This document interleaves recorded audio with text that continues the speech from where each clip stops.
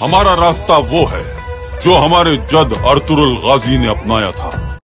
آج کی اس ویڈیو میں ہم آپ کو سلطنت عثمانیہ کے آخری سلطان عبدالحمید ثانی کی حضور صلی اللہ علیہ وسلم سے محبت کی لازوال داستان سنائیں گے۔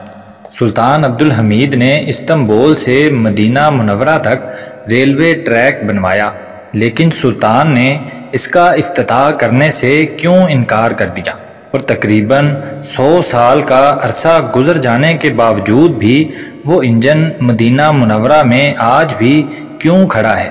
ان سب باتوں کو جاننے کے لیے ویڈیو کو آخر تک ضرور دیکھیں۔ پیارے دوستو، خلافت عثمانیہ کے 34ویں خلیفہ عبدالحمید ثانی اپنے وقت کے بہت بڑے محب رسول تھے۔ آپ کے دور خلافت میں استنبول سے مدینہ جانے کے لیے ٹرین سروس کا آغاز کیا گیا۔ استنبول سے مدینہ منورہ تک ریلوے کی پٹریاں بچھا دی گئیں، اور یہ کام بڑے خلوص اور بڑی محنت کے ساتھ کیا گیا۔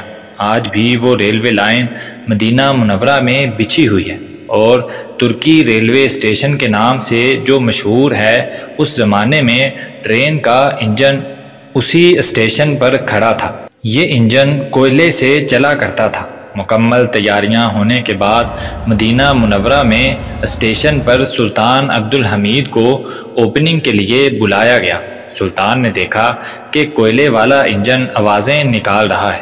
سلطان عبدالحمید غضبناک ہو گئے اور کچرا اٹھا کر انجن کو مارنا شروع کر دیا، اور کہا، حضور صلی اللہ علیہ وسلم کے شہر میں اتنی تیز آواز میں برداشت نہیں کر سکتا۔ اب تقریباً 100 سال کا عرصہ ہونے کو آیا ہے۔ اس وقت جو انجن بند ہوا تھا وہ آج بھی ایسے ہی مدینہ منورہ میں پڑا ہے۔